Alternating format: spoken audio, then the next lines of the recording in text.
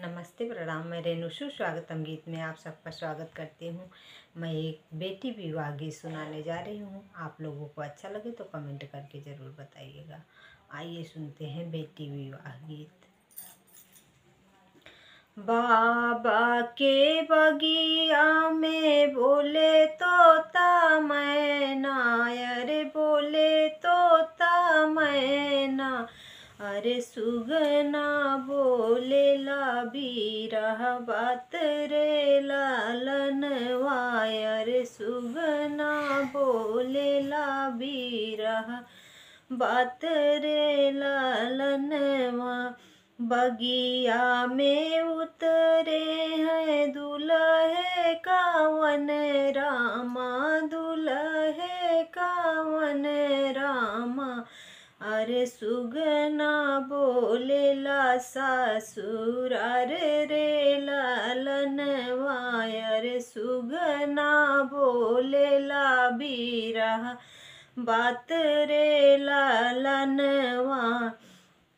बाबा के बगिया में बोले ला तोता मैना, अरे बोले ला तोता मैना, अरे सुगना बोले ला बीरा बात रे लालनवा, अरे सुगना बोले ला बीरा बात रे लालनवा।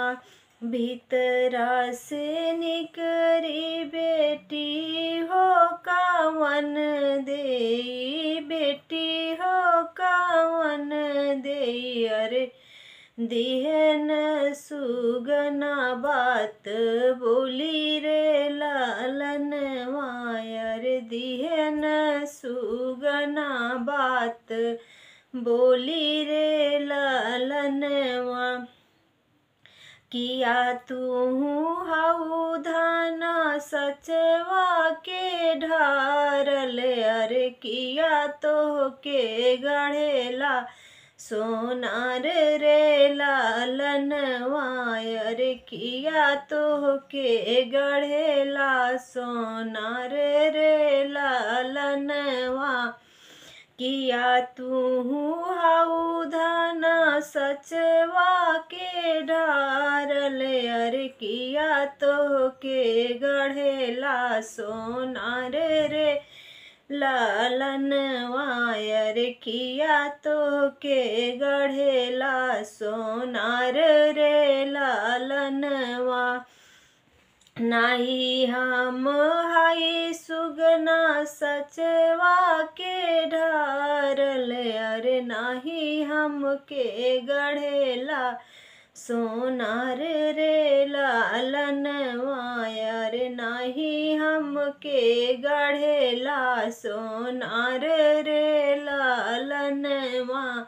नाही हम यही सुगना सचवा के ढारल, अरे नाही हम के गढ़ेला सोनार रे लालनवा, अरे नाही हम के गढ़ेला सोनार रे लालनवा।